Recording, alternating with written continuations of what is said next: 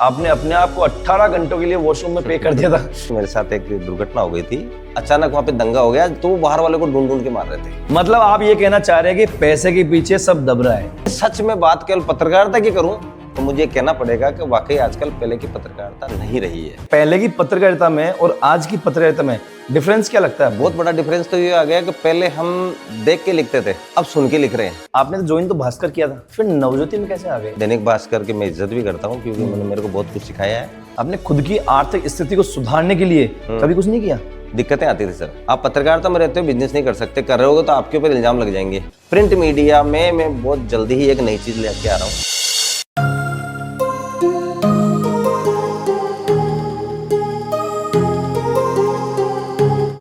नमस्कार दोस्तों, मैं किशनवाला कमल एक बार फिर से हाजिर हूं टॉक शो विद किशनवाला में।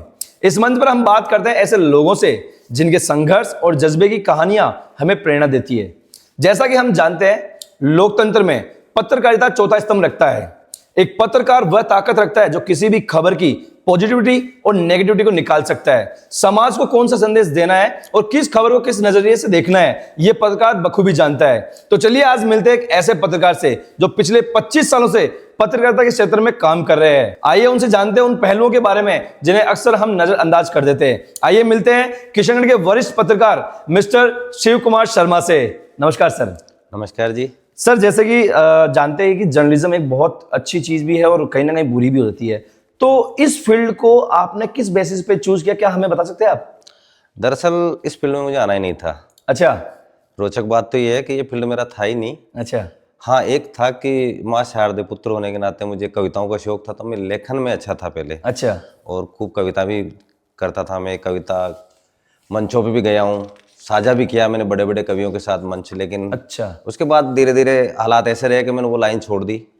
हाँ, ये था कि मैं स्टूडेंट कॉमर्स का था। आप कॉमर्स लिए हुए? मैं कॉमर्स का स्टूडेंट था, क्या जहाँ आसपास साहित्य का कोई काम नहीं होता है। उसके बावजूद भी एक कोई कवि सम्मेलन था छोटा सा, और वो हमने किया।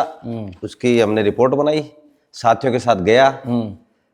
हमारे एक पत्रकार थे, नाम नहीं लेना चाहता, उनको देने गया, भाई ये खबर आप लगा देना। अमूमन ऐसी लगती भी थी खबरें, तो मैं इजी गोइंग में चला गया। उसने वो पढ़ी और उसको थ्रो कर दी मेरे सामने, ये कहते हुए कि ऐसी खबरें अखबारों में नहीं लगती, आप ये स्टैंडर्ड नहीं है हमारे अखबार का। अच्छा। तो बड़ा अजीब सा लगा हमारे साथियों को और सबको, और न जाने क्यों वहां से एक मूव बना, एक ऐसा मूवमेंट बना कि हमारे में से कोई एक पत्रकार बनना चाहिए। मतलब आपके ग्रुप में? ग्रुप में जो कवि भी थे और उसमें 2-4 साथी भी थे। और उसी दिन हम शाम को ही अजमेर के लिए रवाना हो गए। किस लिए? दैनिक भास्कर में संपर्क करने के लिए कि यहाँ एक पत्रकार नहीं आ रही में। हाँ। क्योंकि मेरा गांव अराई है, वहीं मैं जॉब भी कर रहा था। आप अराई से है? अराई से, और वहीं मैं जॉब कर रहा था। हाँ। तो जॉब कर रहे थे आप उस टाइम? जॉब भी कर रहे थे? जॉब भी कर रहा था। पंचायत समिति में एक लोक जुम्बिश प्रोजेक्ट हुआ करता, स्वीडन सरकार का। अच्छा अच्छा अच्छा। उसमें मैं बतौर अकाउंटेंट भी था। फिर बाद में संकुल प्रभारी फील्ड की पोस्टिंगें भी ली मैंने, तो वो कर रहा था मैं। लेकिन उसमें ऐसा नहीं था कि अपन पत्रकारिता न कर सकें। अच्छा अच्छा अच्छा। तो फिर हम गए वहाँ, मिले, 1-2-4 जनों से मिले, कार्टूनिस्ट से मिले। सारा जानने के बाद फिर आपको ताज्जुब होगा कि जब उन्होंने मेरे से खबर लिखवाई, मैंने लिख के दी, तो उन्होंने कहा आप तो यहीं ज्वाइन कर लो।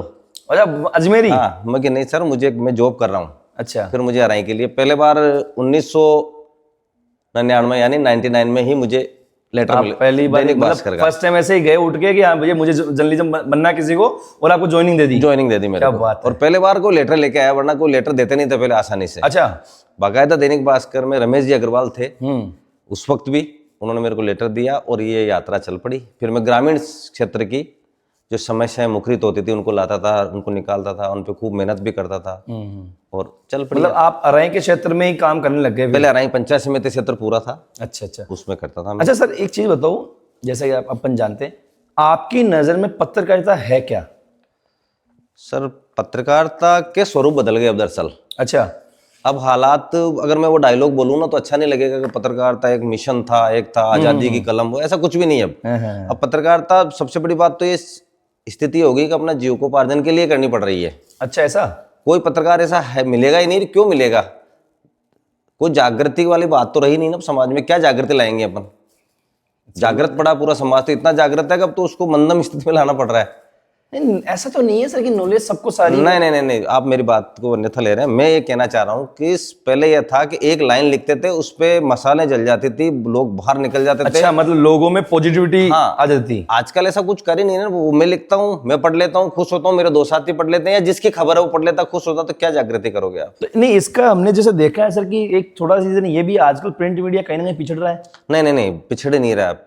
मैं एक बात बताता हूँ, बहुत अच्छी बात लगेगी आपको, कि आपके पास मोबाइल है, मेरे पास भी है, सबके पास मोबाइल है, उसमें वॉच है, टाइम आ रहा है, फिर भी लोग घड़ी बांधते हैं ना। घड़ी बांधते हैं, सही बात है। समझ रहे मेरी बात को वाजिब आप? है। तो फिर इलेक्ट्रॉनिक मीडिया, मोबाइल में, सब में तो प्रिंट मीडिया का आज महत्व है। अच्छा, आप सरकारी निविदाएं उसमें पढ़ पाओगे, आप क्या क्या वैकेंसी उसी में आई, सारा उसी में आएगा। नहीं आपकी प्रिंट बात मीडिया तो सही उतना ही है, पर फर्क इतना पड़ा, समय के साथ बहुत कुछ बदलाव आ गया। अच्छा, और मैं एक बड़ी बात नहीं करूंगा, एक जो माखन लाल जी चतुर्वेदी, जिनका मेरे को नाम लेते ही थोड़ा सा गर्व सा हो जाता है। अच्छा अच्छा, ये बहुत बड़े कवि लेखक हैं, जिनके नाम से पत्रकारिता की बड़ी बड़ी यूनिवर्सिटियां हैं। भोपाल, मध्य प्रदेश में अच्छी खासा यूनिवर्सिटी है, वहाँ अच्छा जाना भी जाते हैं। उन्होंने एक बात कही थी कि पत्रकार की सबसे बड़ा हथियार है कलम। वाजिब बात है।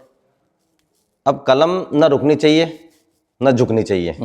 ये मैं नहीं कह रहा हूँ, उनके तथ्य हैं कि कलम ना रुकनी चाहिए ना झुकनी चाहिए, ना अटकनी चाहिए ना भटकनी चाहिए। सबसे पहले तो पत्रकार के हाथ से कलम ही चली गई। अच्छा, हाँ वैसे छीन ली मोटा मोटी कलम चली गई ना, तो पहले बात तो वो सारे सिद्धांत गायब हो गए, अटकना झुकना वाली बात। सिद्धांत अब उनकी पहली बात पे आता हूं मैं, कि न रुकनी चाहिए, लगातार लिखना चाहिए। आजकल 1 महीना, 2 महीना, 3 महीने, 2 साल, 1 साल के पत्रकार हो गए।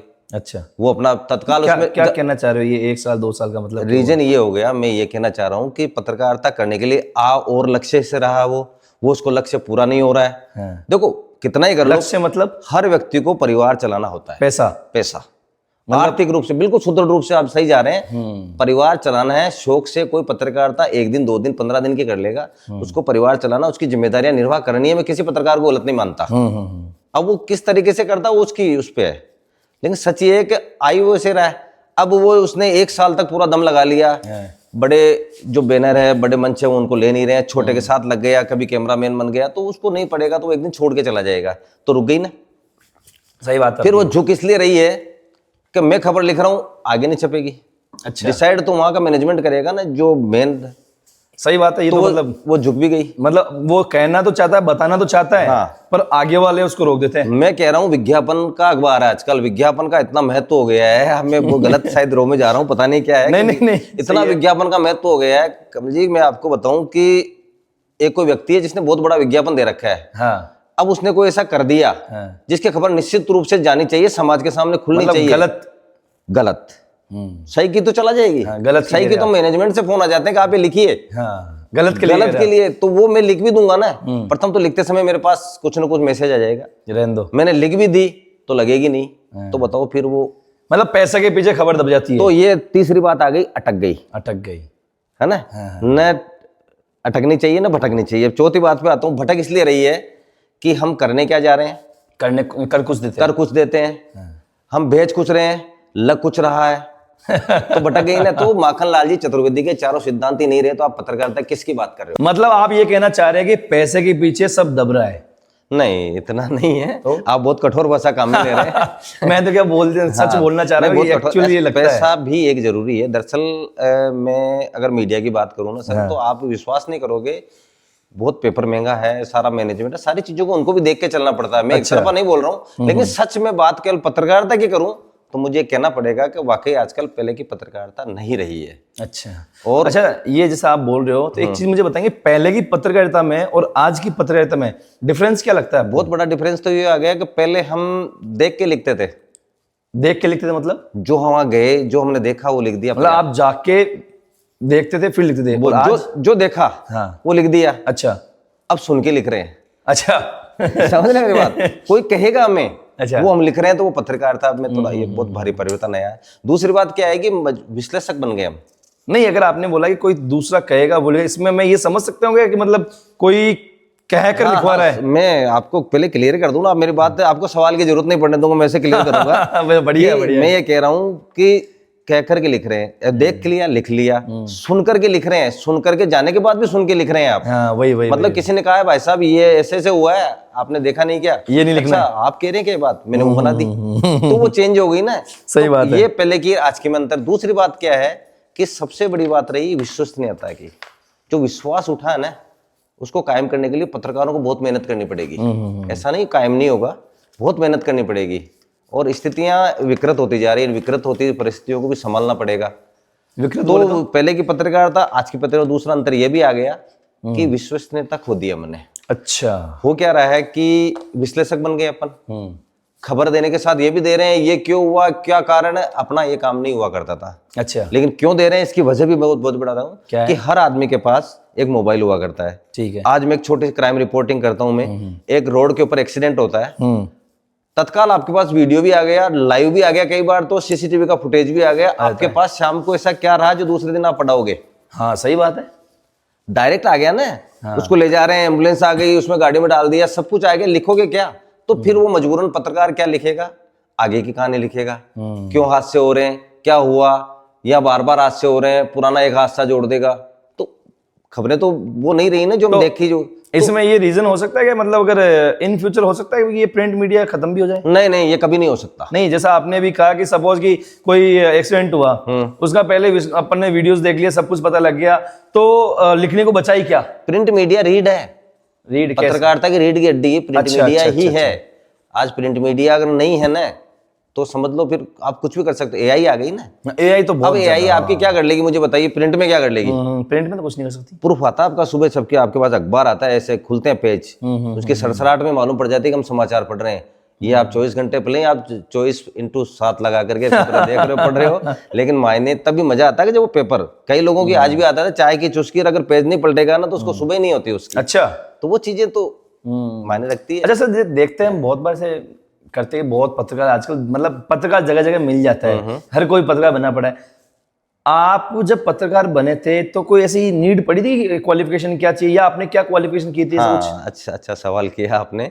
पत्रकार खूब हो गए हैं, लेकिन अगर आप उनको पूछो क्या वो वाकई पत्रकार है तो वो जवाब भी नहीं दे पाएंगे। कई लोग ऐसे भी हैं। अच्छा। तो पत्रकारिता दरअसल इतनी सहज भी नहीं थी, इतनी इजी भी नहीं थी जिसने इजी बना दिया गया।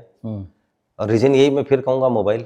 अच्छा, आपने 2 शूट कर लिए, 4 लाइन उसमें से सेट कर दी, वो पत्रकार वो नहीं हो जाता है। काफी मेरे भाई लोग अच्छी मेहनत, मोबाइल होते हुए भी अच्छी मेहनत कर रहे हैं काफी लोग। अच्छा, ऐसा नहीं है, सारे ऐसे बहुत अच्छी मेहनत कर रहे हैं। मोबाइल अगर आपके अत्याधुनिक चीजें आपके सामने आई है तो उसको उपयोग लो ना, कौन मना करता है? सही बात उसने, सही बात है, आनंद ले रहे हैं। काफी लोग यहाँ के भी हैं, अजमेर के भी हैं, जयपुर के आसपास में हम देखता हूँ मैं, सारे ब्लॉग वगैरह एक से एक बढ़ के आ रहे हैं। लेकिन कुछ लोग ऐसे हैं जो केवल चल पड़े इसी राह पे।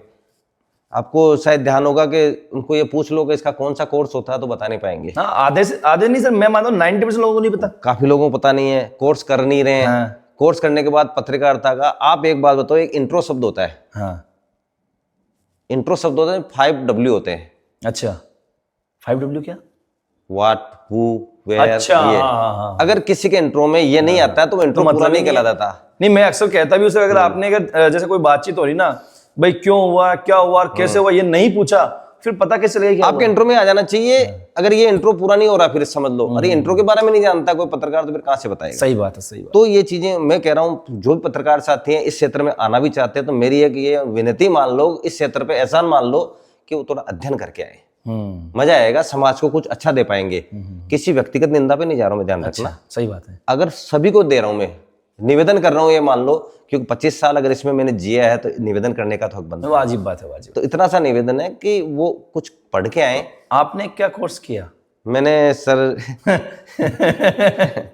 अच्छा सर, अटका दिया आपने, लेकिन अटकूंगा नहीं मैं। दरअसल मैं कॉमर्स का स्टूडेंट था, पहले भी कह दिया। कॉमर्स के थे आप? बड़े इत्तेफाक से मैंने कॉमर्स बहुत तरीके से लेती। कॉमर्स हमारे अभी आज का बच्चा क्या होता है सर कि वो पढ़ता है, अच्छा, पढ़ते पढ़ते उसको खुद को उसका फील्ड नजर आने लग जाता है। माँ बाप उसको पूरा कोऑपरेट करते हैं और ये बताते हैं बेटा तेरा इसमें रुचि है तो इसमें जा, और वो सफल हो जाता है। हाँ। पहले अपने मेरे जमाने में ऐसा नहीं होता था, हमारे जमाने में हमारे भी नहीं होता था, हमारे की ठीक है, समझ में आ गया, हाँ ये करना है, चलो पापा ये बोले ये कर लेते, हाँ पापा ये कर लेते। हाँ, लेकिन वो मेरे क्या था कि 8th क्लास तक हंसी आएगी आपको, हम हाफ पैंट में जाते थे, शॉर्ट ही पहनते थे, इतने छोटे छोटे होते थे, है ना? सही है ना? तो 9th क्लास के अंदर कॉमर्स आई अराई में, 9th क्लास में ही? 9th क्लास से शुरू होती थी पहले कॉमर्स। अच्छा, आपके टाइम पे? हाँ। आधों को तो ये भी नहीं पता अभी। 9th क्लास से सब्जेक्ट चेंज होता था, कॉमर्स आर्ट्स साइंस तीन से कौन लेती है। हमारे वहाँ पे 2 सब्जेक्ट थे, कॉमर्स। उसके पहले तक हम टाट पट्टी पे बैठ के पढ़ते थे। हाँ सही है, हम भी बैठे थे। है ना। 9th क्लास में अचानक टेबल आई, टेबल कुर्सियां उतरी एकदम ट्रक से। तो हमने पूछा ये क्यों आई है, कि कॉमर्स का सब्जेक्ट खुल गया, जो कॉमर्स लेगा वो उन पे बैठेगा। हमने सोचा हम तो टीचर के बराबर बैठेंगे हम तो टीचर के बराबर बैठेंगे। और ये क्या है यार, ये तो टाटपट्टी बैठने के दिन है क्या। अब हम ऊपर और हमने कॉमर्स ले ली मतलब अब हम ऊपर उठेंगे। अच्छा, मतलब कॉमर्स आपने इसलिए ली कि उस पर बैठ सके? कोई गोल नहीं, कोई लक्ष्य नहीं, कोई इंटरेस्ट नहीं, कुछ नहीं। कॉमर्स इसलिए ली कि मैं टेबल कुर्सी पे बैठना, और हमारे 4 दोस्त भी उसी पे बैठेंगे। हम तो यार बड़ा टीचर के बराबर बैठ रहे हैं, और क्या चाहते हैं। मतलब आपने फिर कोई इसका पत्रकारिता कोर्स नहीं किया है? नहीं किया था। अच्छा। बात पे आता हूँ वापस में। हाँ। कि कॉमर्स ली, कॉमर्स लेने के बाद मुझे ऐसा लगा कि यार ये तो किसी काम की नहीं थी। हाँ। फिर मैंने एमए किया। अच्छा, बाद में एमए किया? आर्ट्स में, केवल इसीलिए कि मैं वापस कुछ लिख सकूं। कॉमर्स से आर्ट्स में गए? आर्ट्स में कुछ लिख सकूं। और जब मैंने एमए किया तो मुझे जरूरत पड़ी। फिर मैं पत्रकारिता में एंटर हो चुका था। हाँ, आपने मतलब 99 ग्रामीण क्षेत्र में। फिर मुझे लगा यार अगर कर रहे हो तो फिर पूरी मनसा से करें, अच्छा। कुछ अपने पास ऐसा होना चाहिए। फिर मैंने बीजेएमसी का कोर्स किया। हाँ। बीजेएमसी की, और आपकी दया से बहुत अच्छा रिजल्ट गया मेरा। और बीजेएमसी करने के बाद ही मुझे ध्यान आया कि पत्रकारिता तो कुछ और है, अपन कुछ और भेज रहे थे। पहले मैं वो लिख रहा था कि ये कार्यक्रम हुआ, इसमें ये गाना गाया गया, मंच की बातें लिख दी, फला जी नेताजी आए उन्होंने भाषण किया और मैंने लिख दिया। फिर नहीं, उस भाषण में कौन सी लाइन थी जो खबर बन सकती थी, वो मैंने बीजेएमसी से सीखा। अच्छा, तो आप एक चीज बताएंगे मेरे को, आपने ये कोर्स किया ना, उसके बाद आप पत्रकार, तो किशनगढ़ में ऐसे कौन कौन से पत्रकार है जिनके पास ये कोर्स होगा, या कितने पत्रकार जिन्होंने ये कोर्स कर रखा है? ना, इनकी संख्या कम है। कितने, क्या मानते हो, कितना परसेंटेज? 20, मेरे हिसाब से 20% के आसपास ही ऐसे होंगे जिस कोर्स की तरफ बढ़े हुए हैं। मतलब 20% पत्रकार ही ऐसे है जिन्होंने ये कोर्स किया है? कोर्स किया है। बाकी सब? हाँ, जहां तक मैं जानता हूँ। बाकी अगर किसी ने कर करके डिग्री घर पे लगा रखी हो तो मुझे मतलब ये भी एक बात है कि लगा रखी तो लगा पता नहीं रखी है मेरे तो को। पता नहीं, लेकिन जहां तक बातचीतों में जो सामने आता है उनके हिसाब से ये क्लियर है कि ये। अच्छा, हमने ये भी सुना है कि आप दैनिक भास्कर में पत्रकार बनकर आए थे, आप भोपाल भी गए थे, है ना? जी बिल्कुल। भोपाल से जब आए थे अजमेर सही पत्रकार बनकर, तो आप डायरेक्ट ब्यूरो चीफ बन गए थे? सर ये कहानी भी अलग ही है। दरअसल मैं एक प्रोजेक्ट में काम करता था।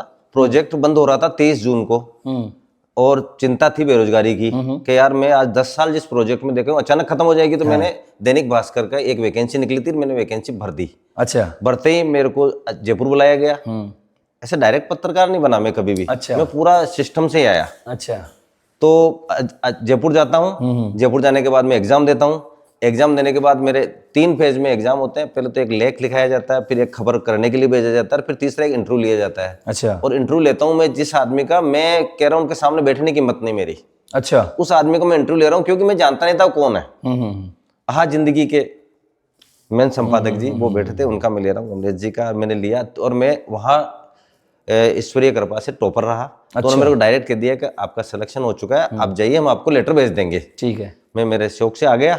लेटर तो आया लेकिन सिलेक्शन का नहीं आया। अच्छा, फिर साथ में एक चीज और जोड़ दी गई कि आपको भोपाल जाना है, एकेडमी हमारे दैनिक भास्कर की एकेडमी है, वो ज्वाइन करनी पड़ेगी। और उसमें कम से कम 3 से 4 महीने आपकी ट्रेनिंग होगी, उसके बाद ही आप आएंगे। और आप खुशकिस्मत है आपको ब्यूरो चीफ के लिए ले रहे हैं हम। अच्छा, उसी टाइम उस वक्त कह दिया आप अगर ये ट्रेनिंग क्रॉस कर लेते हैं तो, वरना रिपोर्टर तो हैं ही आप, क्योंकि हमारी ट्रेनिंग बहुत मजबूत होती है, तो रिपोर्टर तो ही, लेकिन आप अच्छी कर लेंगे तो आपको ब्यूरो चीफ बना दिया जाएगा। मतलब वो ट्रेनिंग जो थी वो ब्यूरो चीफ के लिए थी? ठीक है। रिपोर्टर तो था ही मैं। रिपोर्टर हो ही जाता। तो मैं चला गया भोपाल। अच्छा। और भोपाल जाने के बाद काफी अच्छा अनुभव भी रहा। बीच में थोड़ी सी बात मेरे लिए, मैं ये समझ सकते हो कि थोड़ा आगे जाके एक चीज गलत हो गई कि मैं 9.5 साल से 10 साल से एक प्रोजेक्ट में काम कर रहा था। वो सारे साथी रेगुलर हो रहे थे। अच्छा अच्छा अच्छा। मोबाइल नहीं था मेरे पास। हाँ। मेरे एक साथी के पास था, वो भी किशनगढ़ के थे, अब इस दुनिया में नहीं रहे। अरे, वो मेरे साथ ही गए थे, तो वहां से आ गए थे, बीच में छोड़ कर गई। अच्छा। मोबाइल उन्हीं के सारे में गया था, वो आ गए तो मेरे पास मोबाइल नहीं रहा। इधर वो इंटरव्यू के लिए कमेटी गठित हुई लोक जुम्बिश की, बुलाया गया, मुझे भी सूचना दी गई। मैं यहाँ था नहीं तो मेरे पिताजी को कह दिया। पिताजी ने, लोक जुम्बिश में क्या करते थे? लोक जुम्बिश एजुकेशन, जागृति, जन जागरण। अच्छा। नाम ही लोक जुम्बिश का मतलब होता है जागरण, लोगों को हलचल जागृत करना, गांव में हलचल लाना शिक्षा के प्रति। इसके लिए मेहनत कर रहा। तो फिर वो वहां चला, पापा ने सूचना दी थी वहां पे, उन्होंने वहां उतार दी। मैं विदिशा गया हुआ था, अटल बिहारी जी का चुनाव चल रहा था वहां पे उस वक्त मैं वहां पे रिपोर्टिंग के लिए गया हुआ था। अच्छा अच्छा। तो मैं 2-3 दिन बाद आया। आते मेरे को भोपाल में सूचना मिली कि आपका कोई ऐसा मैसेज आया, देख लो आप। हाँ। मैंने देखा तो मैं तो घबरा गया, रियल में मेरे पाँव में कंपन आ गया कि ये क्या हो गया मेरे साथ। अच्छा, मतलब आपको डर सा लगा उस टाइम यार कि मैं यार रेगुलर होने वाला था। तारीख तो इसमें इंटरव्यू की निकल गई। अब अच्छा, क्या तारीख होगा? निकल गई इसलिए? हाँ, फिर मैं तत्काल घर पे फोन करा तो क्या यार तू तेरे हाथे पता ही नहीं है, ये हुआ और वो हुआ। तो मैं और घबरा गया। मैंने मेरे साथियों को फोन किया, लोग जिम्मेस वालों को, तो उन्होंने मेरे को बताया कि आपका इंटरव्यू निकल चुका भाई साहब, आप कर क्या रहे हो, आपको जल्दी आना था। अरे यार। हम लोग तो क्लियर हो गया हमारा सबका ही। हाँ। फिर चिंतित हुआ। फिर मैंने मानस बना लिया, मैं वो छोड़ूंगा और मैं तो इधर इंटरव्यू में आऊंगा। अरे इसमें ही मतलब। तो आदरणीय सुधीर जी अग्रवाल ने मेरे को बुलाया। हम्म। मैं खुश नसीब समझता हूँ अपने आप को कि मेरे को उन्होंने महत्व दिया। मैं वहाँ जाता हूँ, उन्होंने मेरे को बुलाया, समझाया कि आज तुम जिस पोस्ट के लिए वापस वहाँ जा रहे हो वो तो काफी लोग आपके इर्द गिर्द बैठे रहेंगे। अगर आप इसमें जहाँ जा रहे हो और आप अच्छा चल रहे हो तो अच्छा इसमें करते रहो। मतलब ये बेटर अपॉर्चुनिटी आपके लिए। हाँ हाँ, ये कहा, लेकिन मैं नहीं माना क्योंकि मेरा थोड़ा सा लगाव था। उस टाइम होता भी है ना जब ऐसा कि कुछ मिल रहा हो। नौकरी जा रही है ना। हाँ, कुछ मिल रहा हो तो उसका होता पता ही नहीं था मेरे को। हाँ, चलो मैं वहां से आ गया, जयपुर आया, जयपुर आने के बाद मिला वो 1 दिन की अस्थायी कमेटी थी और वो अपना काम किया और खत्म हो चुकी थी। तो वो मेरे से एक वो जॉब निकल गई मेरी। आपके बारे में थोड़ी जानकारी भी निकाली है, उसमें हमें पता लगा कि ऐसा एक बार हुआ था कि आपने अपने आप को 18 घंटों के लिए वॉशरूम में पे कर दिया था। मतलब क्या रीजन था इसका, पता चलता? पहले तो बताऊं, ये आपने जासूसी कहाँ से कर रहे हो आप? सर थोड़े बहुत कर लेते हैं। ठीक है। दरअसल ये सच है, मेरे साथ एक दुर्घटना हो गई थी। मैंने बीकॉम किया ना, हाँ। बीकॉम करते ही जॉब की तलाश के लिए मैंने प्रयास किए थे, खूब अलग अलग तरीके से, रेलवे के एग्जाम भी दिए। तो मेरे साथी लोग 4-5 वो यूपी से बीएड करके आ रहे थे और वहां के कोटे से राजस्थान में आसानी से टीचर में लग रहे थे। मतलब टीचर बनने के लिए कोटा हुआ करता था ऐसा। तो टीचर बनने के लिए मेरे को बीएड करनी थी। बीएड करने के लिए मेरे आदरणीय मामा जी हैं तो सत्यनारायण जी, उनके जरिए मैंने संपर्क किया। संपर्क करने के बाद में बीएड के लिए मैंने एग्जाम देना शुरू कर दिया। जब एग्जाम चल रहे थे और मेरा आखिरी पेपर बाकी था, अचानक वहां पे दंगा हो गया। आगरा में तो जाटो दंगा हुआ था। हाँ। और उसी तरह वहां किसी ने मूर्ति तोड़ दी। तो वहां जो दंगा हुआ उसका लक्ष्य ये था कि बाहर से आए हुए छात्रों ने ये तोड़ा है, मूर्ति तोड़ दी। तो वो बाहर वाले को ढूंढ ढूंढ के मार रहे थे। और चूंकि मैं बाहर से था, मतलब बिल्कुल 2 मर्डर हुए थे। और 2 मर्डर होने के बाद कर्फ्यू लग गया। हाँ। अब कर्फ्यू होने के बाद में मैं पी रोड पे था, कानपुर की पी रोड थी, कानपुर में, वहां रुका हुआ था। पी रोड पे एक धर्मशाला थी, उसमें मैं रुका हुआ था 3री मंजिल पे। तो भाग करके मैनेजर के परिवार से मेरे को आके बताया गया कि बाहर कर्फ्यू हो गया और वो बच्चों को ढूंढ रहे हैं, उन लोगों को जो बाहर से, और भैया आप भी बाहर से हैं। और मैं सौभाग्यशाली इसलिए कह सकता हूँ कि मैनेजर की जो वाइफ थी ना वो अजमेर की थी, तो उसका ससुराल हो गया यहाँ का। अच्छा। हाँ। तो उसने जुड़ाव बना रखा था, इसलिए मेरे को सूचना मिल गई। अच्छा। तो मैं क्या करूँ, बाहर तो जाओ ही मत, हमारे पास भी नहीं रह सकते, वो तलाशी ले रहे हैं। हाँ। आप यहीं कोई कुछ करो। मेरे को कुछ दिखा नहीं, बाथरूम दिखा, बाथरूम में घुसा, एक मेरे पास बोतल थी 1 लीटर पानी की। हाँ। और वो थर्माकोल सिस्टम नहीं था उसमें, ठंडे गर्म का कुछ भी नहीं था, सिंपल वही। उसको भरी, फटाफट लिया, एक चादर ली, उसको फोल्ड करके उस एक गेट था बाथरूम का, उसके ऊपर लेट गया। अच्छा। मैंने उस दौरान क्या जिंदगी जी है वो मैं जानता हूँ। लाइट अलग नहीं जला सकते, लाइट अलग नहीं जला सकते। ये तो वो वाली कहानी हो गई जो गद्दर मूवी देखी थी अपन ने। हाँ, उस टाइम अब जला नहीं सकते। आपको इसमें एक छोटी सी बात और जोड़ता हूँ कि वो लोग वाकई आए। अच्छा। गेट खड़खड़ाया, मेरा गेट तोड़ के चले गए। हाँ। मैं मिला नहीं, मैं ही नहीं, 8 कमरे थे लगातार ऊपर वाले रो में, सबके तोड़ करके गए, चला गए, तोड़ फोड़ चले। मैं घबरा गया, लेकिन मैं 18 घंटे अमूमन जहां तक मेरे को ध्यान है मैं रहा। खाना पीना मेरे कुछ नहीं, भूखे कुछ नहीं, बिल्कुल सही कह रहा हूँ। मैंने टॉयलेट किया साइड से। बात अजीब सी लग रही होगी आपकी, लेकिन मेरे साथ ऐसा हुआ है। मेरे टांग सीधे नहीं कर पाया मैं, कम से कम उतरने के बाद भी 15 मिनट तक, 20 मिनट तक। अरे लेकिन वो थोड़ी देर में मैं करवटें ले रहा था, इसलिए मेरा काम चल गया। और मैं वहां से उतरा, वही मैनेजर ने ला करके मेरे को वो दी, 4 पूड़ी कुछ दी, मैंने खा ली कि भैया रात तो यहीं रहना आप। मैं सो गया। घटना यहाँ भी होती है एक जोरदार। मैं गेट तोड़ दिया गया था, मैंने जैसे तैसे इसको बांध करके सो तो गया, लेकिन नींद नहीं आ रही थी। जैसे मेरी आंख लगी, अचानक धमाका हुआ मेरे जोरदार रूम में, और मैं डर गया। मैं क्यों हो गया, अपन तो गए। मैंने आंखें बंद कर ली जोरदार, एक छोटी सी चादर को ओढ़ ली, लुंगी थी मेरी, उसको ओढ़ ली, मैं बिल्कुल हिलाई नहीं। बाद में देखा तो ऊपर छत का पंखा गिर गया था मेरे पाँव पे। अरे यार मुझे लगा यार कि मतलब कुछ किसी ने आगे उसका निशान आज भी है। फिर मैंने सोच लिया अपन एग्जाम नहीं देंगे। अच्छा। अब मैं जिससे भी संपर्क करूं, वो फोन की सुविधाएं बंद हो चुकी थी, फोन काट दिए गए थे, कानपुर कट चुका था। फिर मैंने 4-5 गोलियां बनाई और नीचे गिराता गया, मेरी हेल्प करके, मेरी मदद करो, मेरी मदद करो। तो पुलिस वाले ने देख ली, उसके जरिए मैं रेलवे स्टेशन पहुंचा, मैं एग्जाम बीच में छोड़ करके वापस आ गया। उसके बाद आपने ज्वाइन किया था भास्कर? हाँ, उसके बाद ये करने के बाद जब आ गया ना, फिर मैं दैनिक भास्कर की तरफ बढ़ा। तो आपके क्या किस्मत में ऐसा था, लिखा था या क्या? नहीं, यहाँ तक पहुंचना था मुझे। अच्छा ऐसा। हाँ। तो आपने ये मान लो कि मैं आपके सामने अच्छा ये बताओ मेरे को कि आपने तो ज्वाइन तो भास्कर किया था, जी। तो फिर नवज्योति में कैसे आ गए? हाँ, वो भी तो एक बड़ा मंच है। वो काफी बड़ा मंच है आज, तो फिर आप top of the world type चल रहा है वो। दैनिक भास्कर की मैं इज्जत भी करता हूँ, क्योंकि उन्होंने मेरे को बहुत कुछ सिखाया है। दैनिक भास्कर में मैं रहा सर, और पहले मैं भोपाल से अजमेर रिपोर्टिंग करी, अजमेर डेस्क देखी, डेस्क पे काम किया। करने के बाद फिर मैं यहाँ आ गया। यहाँ आने के बाद मैंने करीबन 9 साल काम किया है।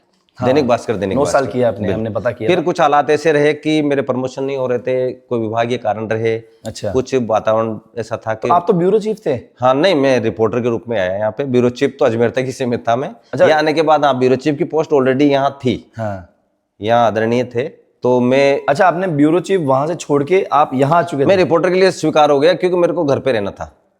अच्छा, इसलिए आपने वो पोजीशन छोड़ दी? बस मुझे पोजीशन से, मैं मेरे होम सिकनेस समझो या मेरी मजबूरियां समझो, कि मैं परिवार के साथ जुड़ा रहना चाहता था।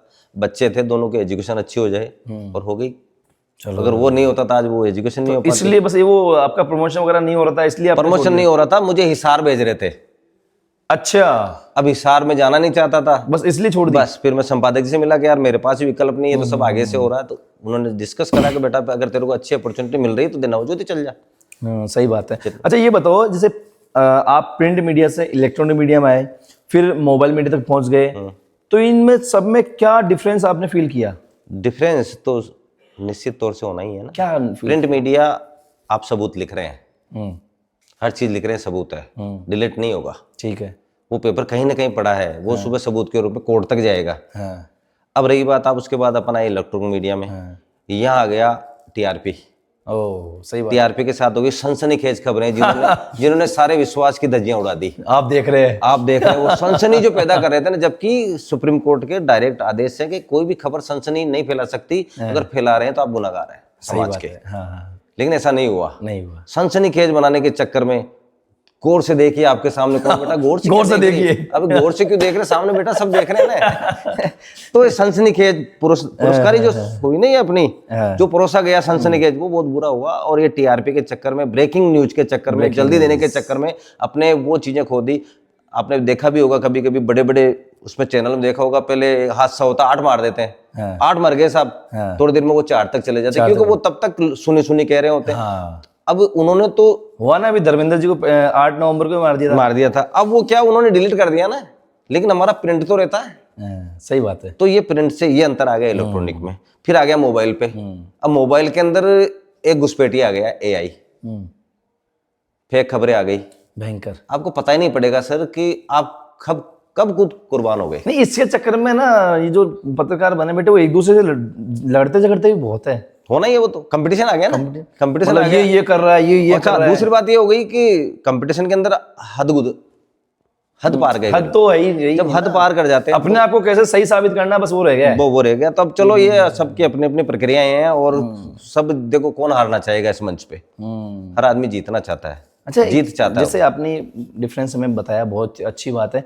एक मैंने सुना कि एग्रीडेशन एक वर्ड होता है आपकी पत्रकारिता के अंदर, क्या होता है ये? दरअसल क्या है कि राजस्थान सरकार से अधिस्वीकृत पत्रकार होते हैं।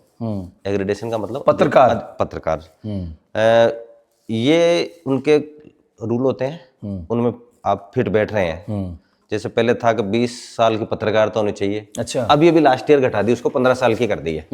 15 साल की हो, आप ग्रेजुएट हो, और साथ में आप ग्रेजुएट मतलब कोई सी भी ग्रेजुएशन नहीं है फिर? हाँ, कोई सी भी, और आप इतने साल से वो कर रहे हो, वो सारी कटिंग्स वगैरह लगती है, प्रूफ लगते हैं, सारा करके फिर उनके पास जाता है, सारा एक प्रोसेस से गुजरना पड़ता है, इंटरव्यू होता है, सब कुछ करने के बाद आप एग्रीडेशन आपको मिल जाता है, जिसमें कुछ सुविधाएं मिल जाती है पत्रकारों को।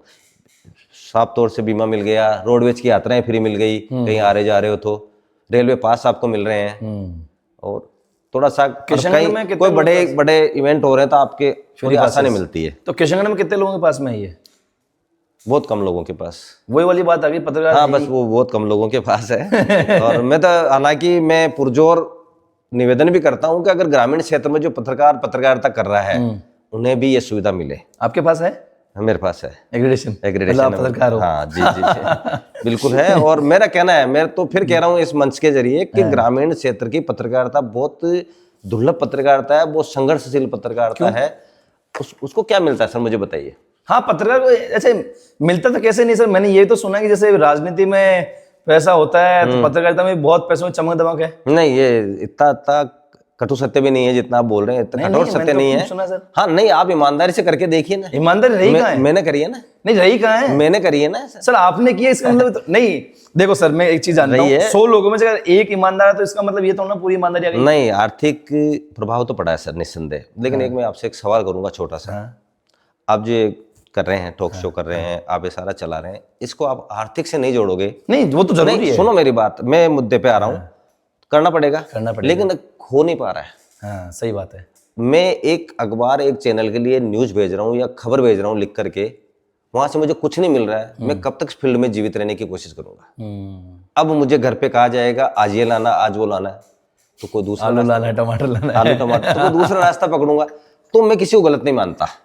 बस ये है कि पत्रकारिता का उसूल है, कम से कम किसी गरीब की बद्दुआ मत लेना। यहाँ तो देखा ही नहीं जाता है। बस ये इतना सा देखना, बाकी चलता है सर। और किसी क्या यार, सब अपने अपने लाइफ स्टाइल है, सबको अपने अपनी आजीविकाएं चलानी है, तो सब करेगा। तो पिछले 25 सालों से आप भी पत्रकारिता पैसा नहीं है तो आपने तो कमाए होंगे? नहीं, हाँ कमा लिया ना ऐसे। हाँ मैंने कमाया। मैंने 2 चीज थी मेरे पास। हाँ। 2 चीज थी, या तो नाम कमा लो हाँ। या पैसा कमा लो। तो आपने क्या कमाया? नाम और दाम 2 थे मेरे पास, तो मैंने नाम कमाने के चक्कर में रह गया। दाम नहीं कमाया? नहीं, दाम नहीं कमाए। तो आपकी आर्थिक स्थिति? आर्थिक स्थिति बहुत संघर्षशील रही, और अब जाकर के मेरे को परिणाम भी मिल गया। ईमानदारी का परिणाम मिलता है सर। ये नोट कर लें आप, अगर कहीं करना भी चाह रहे हैं। हो रहा है नोट हमारे। नोट हो रहा है। नहीं, आप लिखित में भी कर लें भले, और नीचे मेरे साइन करा लेना। समय लगेगा। ईमानदारी का बहुत बेहतरीन परिणाम मिलता है। और मैं आज, मेरे बच्चे हैं सर जो कामयाबी पे हैं, मुझे लगता है कि मैं अगर ईमानदारी नहीं बरता तो आज वो नहीं होते। तो कभी आपने यूएस की कंपनी में सॉफ्टवेयर इंजीनियर है सर। अच्छा जी बिल्कुल, और वहां भी टेक लीड मैनेजर तक की उस पोस्ट हो चुकी है उसकी। बढ़िया बढ़िया। तो ऐसे बच्ची कर रही है, वो भी मार्केटिंग का बहुत बढ़िया काम कर रही है। क्या बात है, क्या बात। तो इस लाइन में वो चले गए, तो मैं समझता हूँ ये मेरा वो रिजल्ट ही तो ना। तो नहीं, आपने चलो ठीक काम तो किया जो किया, आपने खुद की आर्थिक स्थिति को सुधारने के लिए कभी कुछ नहीं किया? दिक्कतें आती थी सर। अच्छा। आप पत्रकारिता में रहते हो, बिजनेस नहीं कर सकते, कर रहे होगे तो आपके ऊपर इल्जाम लग जाएंगे। अच्छा। मैंने LIC की एक बार एजेंसी ले ली। अच्छा, आपने? तो 3 जनों को जाकर के उसकी LIC कर दी। चौथे में तो मेरे अजमेर समाचार पहुंच के साहब हमारे पत्रकारिता का दबाव देकर के LIC की जा रही है। अच्छा। जबकि मैं ऐसा कुछ भी नहीं कर रहा था। अब सोचिए कौन क्या करेगा। मैंने वो एजेंसी बीच में ड्रॉप कर दी। तो आप ये दोनों चीजें साथ नहीं कर सकते, ये एक अलग ही है। पहले तो था जो घर जा रहे आपका चले हमारे साथ, कबीरा का था ना, जो घर जा सकता वो हमारे साथ चले, वो वाली स्थिति। लेकिन तो आजकल हालात बदल गए। आपने मतलब आर्थिक स्थिति, मेरा कहने का मतलब है ये, अभी कुछ आपने किया ही नहीं खुद के लिए कि भाई कि मैं कुछ करूं, या कुछ सोचा नहीं आगे के लिए आपने? नहीं, अब कर रहा हूँ ना। क्या? अब इस लाइन में जाना पड़ेगा, और इस लाइन में जाने के लिए आपको बहुत बढ़िया जानकारी दूं, शायद आपके मंच के जरिए ही पहले बार कहीं बाहर जाएगी, कि मैं 25 साल से पत्रकारिता करने के बाद मेरे मन में एक बीज अंकुर चल रहा था, अंकुरित हो चुका था। वो हो चुका करीब करीब, पुष्प देने की स्थिति में भी आ जाएगा। अच्छा। हाँ बिल्कुल, बाहर गमले के बाहर है, खिला खिलाया, लेकिन मैं उसको समय के इंतजार के चक्कर में रोक रखा था। प्रिंट मीडिया में मैं बहुत जल्दी ही एक नई चीज लेके आ रहा हूँ। मतलब फिर से जो चीज मैं जिसके सवाल पूछा था मैंने, प्रिंट मीडिया कहीं पिछड़ रहा है, आप उसको उठाने का काम कर रहे हो? एक बॉलीवुड की बात करता हूँ, एक लाइन की बात है सिर्फ। बॉलीवुड पे अक्सर ये बनाया जाता है कि अश्लील मूवीज दे रहे हैं वो। हाँ, ज्यादातर सवाल और होती है। पसंद भी यही कर रहे हैं जनता। लोगों को लेकिन मैं बता रहा हूँ, वो अच्छी देके देखो, उसमें भीड़ उतनी लगेगी। सर, नेगेटिविटी लोगों को जल्दी पसंद आती है। हाँ हाँ हाँ, यही हो रहा ना। बात तो ये है कि एक कुआं है, कुएं के अंदर पनघट जानते हो ना, गांव से ताल्लुक रखते हो? गांव से खुद ही। तो पनघट पे क्या होता है कि 2 बाल्टियां एक साथ डालती है 2 महिलाएं। बाल्टियां जाके उलझ गई एक दूसरे में, पानी आता नहीं है। अब वो उलझ गई। अब यहाँ से बात शुरू होती मेरी, दोनों बाल्टियां बातें कर रही है। अच्छा। और बहन तेरे क्या हाल है?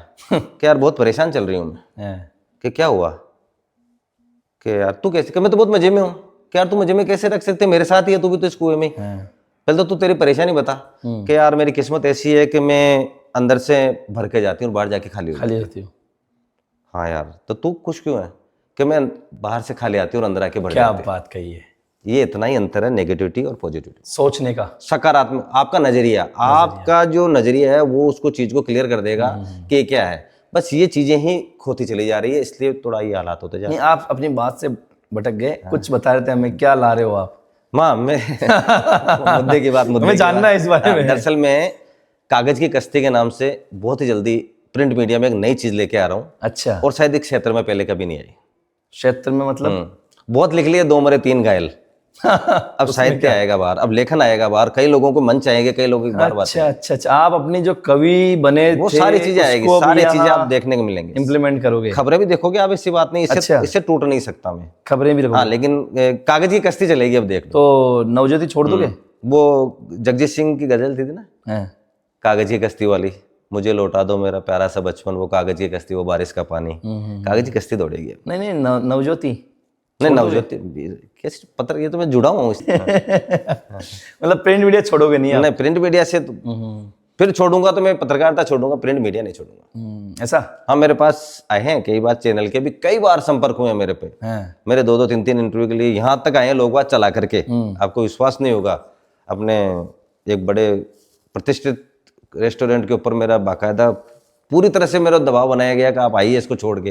मैं नहीं गया, क्योंकि नहीं। मतलब पहला इंटरव्यू मेरे साथ? हाँ बिल्कुल। चलो अहो भाग हमारे। अच्छा एक चीज बताइए, आप क्राइम में भी थे पहले?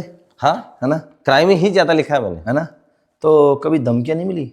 धमकियां तो नहीं मिली, क्योंकि ऐसा कुछ लिखा ही नहीं मैंने। नहीं, क्या बात कर रहे हो, ऐसा तो पॉसिबल ही नहीं क्राइम में अगर आप रहे हो और 25 सालों से ऐसा हुआ ना हो। लिखा हाँ वही तो कह रहा धमकियां नहीं, कई बार ऐसे समाचार आ जाते थे, लेकिन बढ़िया रहा कि कुछ ऐसा वातावरण बन चुका था, सराउंडिंग लोग ऐसे थे, या मेरा इर्द गिर्द ऐसा वातावरण बन चुका था कि मेरे पास समाचार तो पहुंच जाते, धमकी नहीं पहुंची कभी भी। अच्छा ऐसा? हाँ, 1-2 बार 4 बार ऐसी बातें हुई थी, तो मैंने बेखौफ होकर के लिखा, भाई मैंने जो लिखा आप आ जाइए बैठ जाइए, मैंने गलत नहीं लिखा है। और हमेशा मैंने कोशिश करी है कि मैं किसी से लेकर के लिखा है, पुलिस के जरिए, पुलिस चलिए तो पुलिस की बात ही लिखता था, मैं विश्लेषक नहीं बनता जाता कभी भी। चलो तो मेरे को दिक्कतें कम आई। मतलब आपने लिखी खरी करी है, मतलब साफ साफ लिखी है। हाँ। अगर कोई इसने गुनाह किया तो गुनाह लिखा गया है, अच्छा, लेकिन गुनाह का ज्यादा वर्गीकरण नहीं किया। मतलब आपने वो केवल एक बताया कि ऐसा हुआ है, कैसे, किसने, क्या, वो। मुझे एक बात बताइए, आपकी बात काट के कहता हूँ कि आप ज्यादा लिखोगे ना तो कहाँ पकड़े जाओगे, बताऊँ क्या? किसी को चाकू घोंपा गया, हाँ। रंगे हाथ, मतलब उसी वक्त उसको पकड़ लिया गया, पॉसिबल ही नहीं। पकड़ लिया गया, मान लो 1 सेकंड के लिए सोचो, ठीक है, फोटोग्राफ्स भी आ गए, सारा सब कुछ आ गया, आपने इसको बड़ा चढ़ा के लिख भी दिया, वो 6 महीने 1 साल बाद किन्हीं कारणों से छूट के आता है। मुझे बताइए, एक नए आदमी को ये पता नहीं पड़ेगा कि सरेआम चाकू घोंपने के बाद वो कुछ भी कर सकता है? बिल्कुल। तो दरअसल आप उसको गरिमा में लिखो, शब्दों को इस तरह समेटो कि आपकी दोनों बात रह जाए, ये चीजें करनी चाहिए। सही बात है।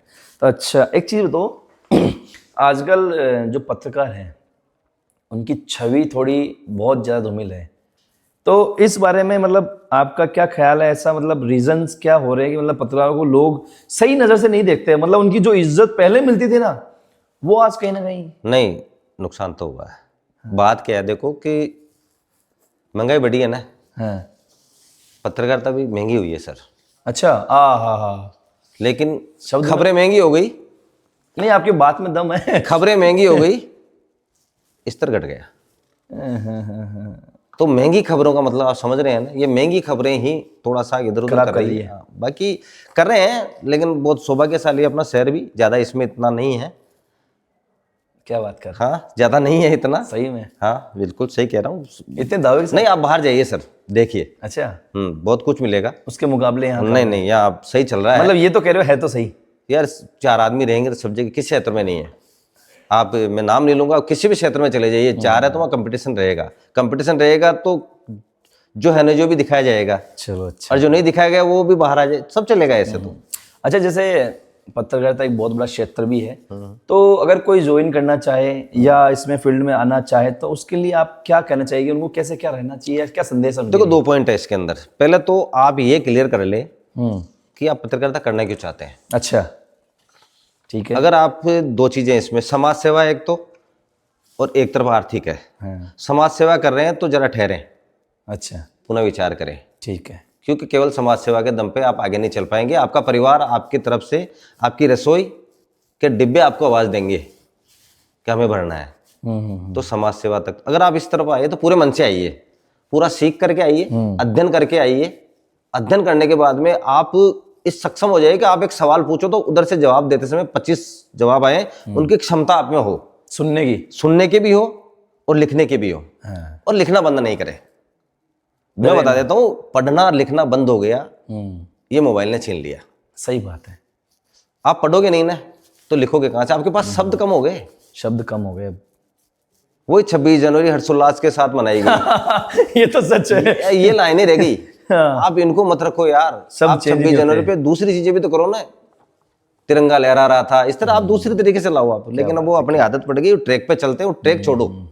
नया आ रहा है, मेरी गुजारिश है उस नए युवा से इतनी सी गुजारिश है को पढ़ करके आए हैं, लिख करके आए हैं, लिखना न छोड़ें। मैं विश्वास करो आपको वो सफल बन जाएगा। चलो बहुत बढ़िया सर। अरे सर 10,000 12,000 15,000 सैलरी लास्ट हुआ करती थी। अच्छा। आज पैकेज हो रहे हैं उनके। लेकिन आप योग्य बनो, उस क्षेत्र में जाना तो वहां तक जाओ तो ही आओ आप। आगे बढ़ने की उम्मीद हो तभी आगे कदम रखे। बस सही बात। बाकी अच्छा सर, ये तो बात आपकी बहुत सही थी। आपने ये भी कहा कवि भी हो, तो 2 लाइन हो जाए अंतिम में। माफ करना, 2 लाइन नहीं, फिर तो पूरी कविता सुनाऊंगा। मेरी कोई कविता छोटी नहीं, लेकिन ज्यादा बड़ी भी नहीं है। चलो एक बार। और मैं किशनगढ़ से सुनाता हूँ इसको। चलो ठीक है। पत्थर का शहर है ये, हाँ। है ना। सॉफ्ट दिल है, ऐसी बात नहीं। पत्थर का शहर, पत्थर का काम होता है। तो मैं पत्थर पे सुना। आपने वो रसखान की सुनी होगी, फूल की अभिलाषा। मुझे फेंक देना वनमाली, जिस पथ पर जाते हो वीर अनेक। तो मेरे ऐसे दिमाग में, तो पत्थर भी तो सोचता होगा यार, कोमल फूल सोच सकता है, तो पत्थर भी तो हार्ड है।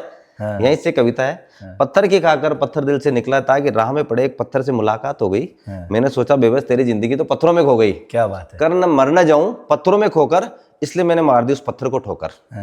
पत्थर उछलकर दूर गिरा था सहमा सहमा, ठोकर मैंने मारी थी चोट खुद का बेटा। क्या बात है। ठोकर मैंने मारी थी, चोट खुद का बेटा, मारे दर्द के आही भरी थी कि पत्थर की आवाज आई, ए मेरे भाई तुझे ज्यादा चोट तो नहीं आई। अरे क्या बात है। पत्थर की आवाज आई, ए मेरे भाई तुझे ज्यादा चोट तो नहीं आई।